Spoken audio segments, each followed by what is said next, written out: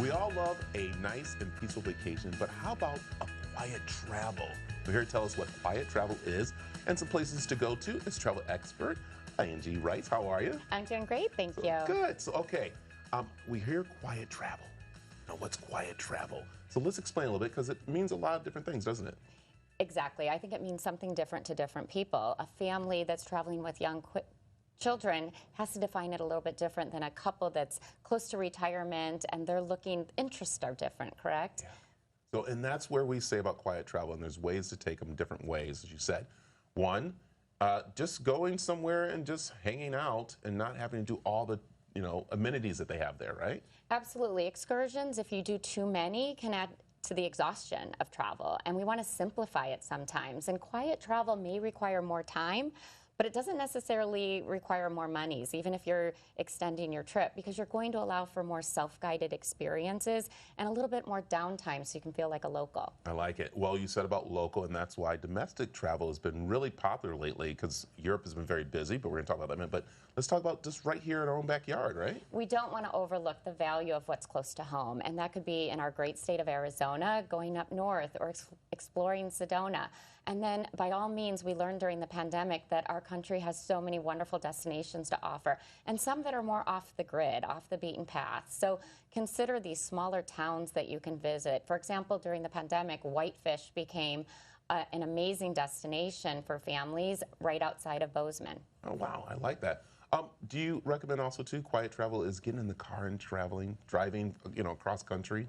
Absolutely. Not necessarily having a dialed-in plan of how you're going to spend your time each day, but don't overlook the fact that you do have to plan for quiet travel because your mindset has to be in the right place. Yeah. So don't rush into a quiet travel experience without taking maybe a day or two off of work before you start your trip.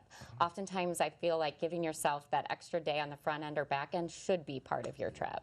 Okay, let's talk about international because, again, people have been doing, I guess, Greece, Italy, where have I also been watching on Instagram, different places. So you recommend it, but I like how you're saying it's a great way to still use that quiet travel plan.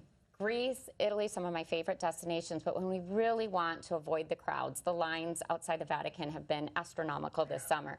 Places like Thailand, Portugal, Costa Rica.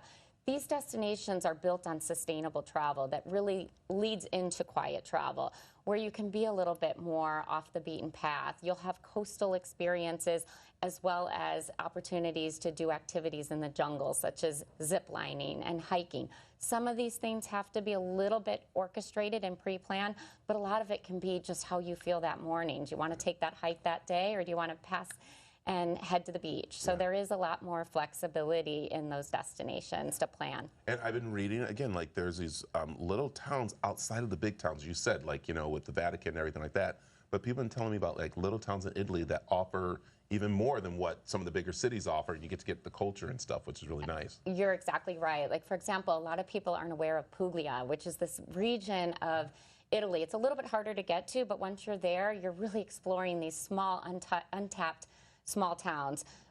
France, for example, we all think of incorporating a few days in Paris, and with the Olympics going on, I'd probably lean towards avoiding Paris unless you're there for the Olympics, but visiting small towns outside of Provence. It's very doable to fly into Paris, spend some time in these countrysides, and then fly back home out of Nice. And there's really some great storytelling when you visit these small towns. I like it. Okay, let's go to cruising, because cruising is definitely some quiet time traveling there because you're on the water. Absolutely. Those days at sea, instead of looking at it as boring, look at it as an opportunity to plan those days. How are you going to spend your days at sea? Are you going to enjoy the spa? Are you going to bring a good book? Is it an opportunity to bring, a card game and play, games with your children? The cruise lines also offer some unique ways to learn about the destination through seminars, and there's also entertainment on those days at sea.